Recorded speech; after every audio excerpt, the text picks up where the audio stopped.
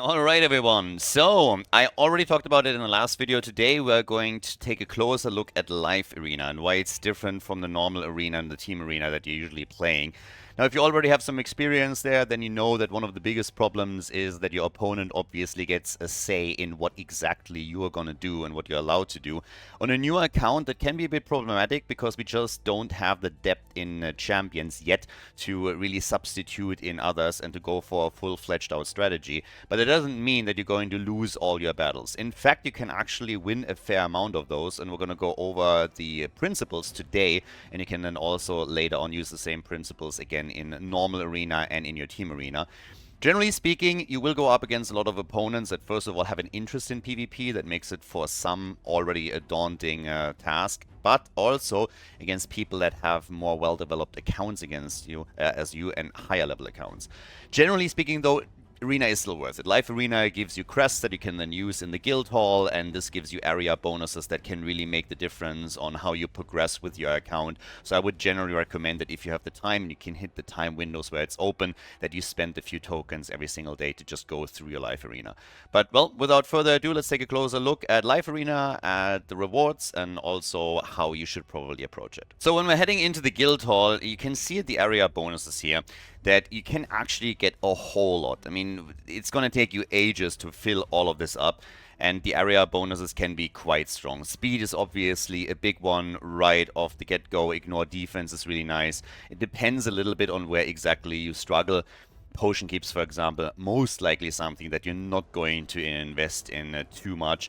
But when we're talking about certain dungeons that might be interesting to you, Doom Tower is traditionally interesting, Iron Twins is another one. Even just boosting your damage a bit for the Demon Lord battles or for the Hydra battles is already a fantastic thing. So this is why you really want to go and focus on Live Arena when you can. But of course the big question is, how exactly are we going to do this, especially on a new account? So let's go over a bit in my example, what kind of champions I have and what kind of setup we're going to run with that. So with my lineup, we are still in the very familiar spot. We have, generally speaking, Alice, who's our main damage, obviously, but she's, for example, not even in a Nuka set. I haven't really gotten enough Savage Gear to get her into that, so we're still running Relentless, which is fairly nice when I go through PvE progression and I'm going through dungeons, but eventually that will have to change. Now I have also Morak, and she's part of my general team in Arena. Not only because of the damage that he puts out, but honestly, one of the main things for her is really the strength that she places on everybody. Because she usually goes last in my lineup, and then with the strengthen, she dishes out a little bit of damage, but she also makes it that my own champions hopefully survive the next round. I have obviously as a debuffer Ugo, who is still not level 60 yet. And, well, we could technically use Frozen Banshee because she's 60 and one of the highest level champions that I'm currently running, but not really the best one here. And then, of course, my speed lead for normal arena is usually High Cartoon. She only needs to be 50 right now. She's only 5-star, but she has some decent speed. I boosted it up to 243, which is honestly not too bad considering that she doesn't have a banner at this point. It isn't 60 yet. But that's something that we're going to try and use to our advantage because there will be a lot of people that might not know that she can still help the team a lot to go first and then wreck them completely. So hopefully she doesn't get banned out. Other champions that are kind of noteworthy here, I'm still running, of course, I have Michelangelo here. Not fully boosted yet, but he's somebody that could also chunk out some damage, and we can always, like, you know, throw in, for example, Gorm here. So those are the champs that are more or less going to center this around. And as you can already tell, that's basically 5 champions, maybe 6, so not a whole lot to go on. We don't have the depth of a lineup yet, but we're going to use that, and I'm going to show you a couple of matches in the arena right now. So heading into Live Arena, I haven't actually done too much Live Arena just yet. It opened up. I haven't really played around with it too much, but we're going to change that right now. I'm currently level 51 with the account. I've played a couple of arena matches. I think I won most of them, but it's also really a bit of a thing how lucky you get with your opponents. In this case, I get a 52. That should be beatable. I mean, you never know if you're hitting a whale that has a new account, right? But generally speaking, there's not going to be any surprise that we're going to go for Alice, obviously, first. So we have I guess the advantage, it's a disadvantage and an advantage. We only have 5 to 6 champions that we really can consider here, so it's fairly easy for us to at least put our lineup together. We don't have too much just yet where we can react to what the opponent does. Sometimes when you have a well-developed account, you see the opponent go for certain damage dealers and you have a perfect counter that you yourself are going to be able to employ. Right now, we don't have that here. So what I'm just going to do is I'm going to throw a couple of other champions in that we definitely need 100%. So we need our debuffer, or at least we want him in the mix. That's Ugo. And I want to have Morak as well. On the other side, the one thing to watch out for me personally, when we're talking about early life arena, is how many 60s, how many 50s are there. Shaman, for example, is something that I completely disregard. I've been talking about this several times in the past. I just don't respect that champion at all. That was a decent champion when Raid started out, but not really anymore. At this point, I think I'm going to throw Michelangelo in. I haven't really done a lot with him yet, but I also want to have my cartoon in there. And then it's just a matter of what exactly gets banned out. Now, I want to have Cartoon. I want that speed lead. I want that boost. And this is usually what helps you win this. Now, considering what we're getting on the other side, I could ban her. That would actually be a decent ban. Or I ban the speed. But this is only speed in dungeons, so I don't care about it too much. So in this case, the biggest threat to me is definitely the legendary. So we're going to pick that out. She banned Alice. That's totally fine. We're going for high cartoon always for the speed lead. We should be first, and then it's just going to be a question of who is going to be able to dish out more damage. But in this case, we're going to have high cartoon first. We're going to get Ugo in for his debuff, and then my 2 damage dealers should be able to deal with this. So in this case, I mean, we're just going to speed everybody up real quickly. We're going to get the debuff going. Doesn't hit everyone, so that's already not too great. With him, we're going to attack everybody right there. See how much damage we do. Not really too much, but I think we should at least get 1 kill in already. So far it's actually going pretty well.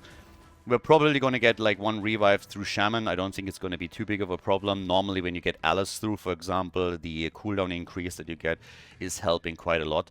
But this is not really a horrible start for me right now. I have my strengthen up, so I should be able to survive through a couple of these hits, as you can already see. So this is working.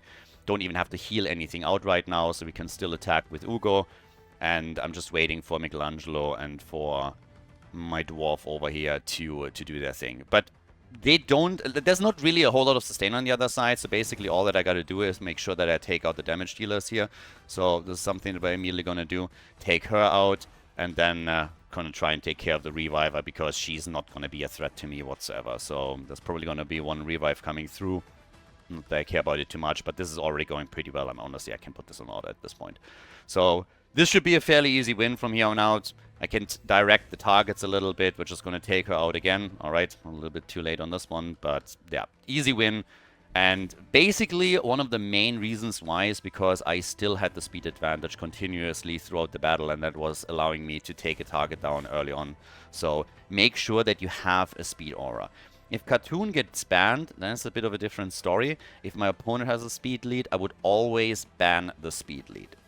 Damage dealers, if they make a really big mistake and they only get 1 big damage dealer in, and you can identify right from the get-go, okay, this is the biggest threat in damage, they have nothing else, by all means, ban the damage out. But if that's not the case, if they have multiple options there, I would always go ban the speed out, because speed in the long run is always going to give you an advantage in these battles. So that gives us a couple of these crests. We can go straight for the next opponent, see what we're getting next. But the MO is going to be the same. In an ideal world, I want to have my speed. I just have to trust that my speed lead is faster. So that's why all my good speed items are on, at this point, at high cartoon. I'm still a little bit opposed to getting her to 60, because I don't think she's worth the resource at this point. I'm hoping to get a better speed lead at some point, but we're just going to follow the same MO again and double check what the opponent is going to do. I mean, in an ideal world, we would have to react to something a bit different right now.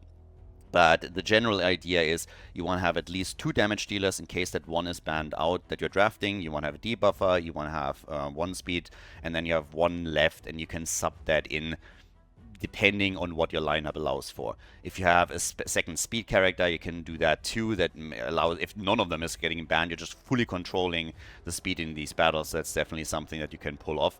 And if one of your damage dealers is banned out, the rest is obviously self-explanatory. But in this case, again, everybody has Lemnisci, so this is something that we might actually even ban. Again, it depends what else is going to happen right now.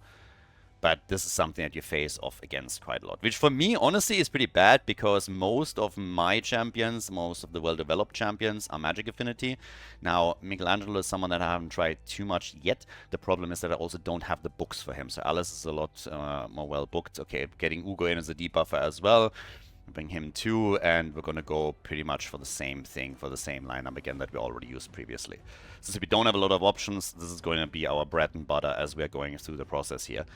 And at this point, I would probably just ban out Lemnisci again. Depends on if we're getting a speed champion last, and we don't, a 40 even. So this is something I'm absolutely not afraid of whatsoever. Unless he absolutely nukes the hell out of me, this should be a pretty easygoing one as well. I suspect that Alice is going to be banned, and yep, that's the case, so we're getting our speed lead in again. Just as a side note, if, for example, Cartoon would be banned, I would either go for accuracy, depending on what I need, but in this case, I would go for damage, so Alice would be my lead. But in this case, same O again, so we're already winning the speed battle pretty massively over here. That makes sure that we're not going to have any trouble on this account. We're going to come in with a bit of damage, even get an insta-kill, not really all that hard against the 40. That gives us our strengthen again, so we're killing another one. These two are nearly dead as well. They might not even get a turn, honestly, at this point. But even if they would, with the strengthen, I can survive through this. So this is like the last chance of the guy, and then it's basically over.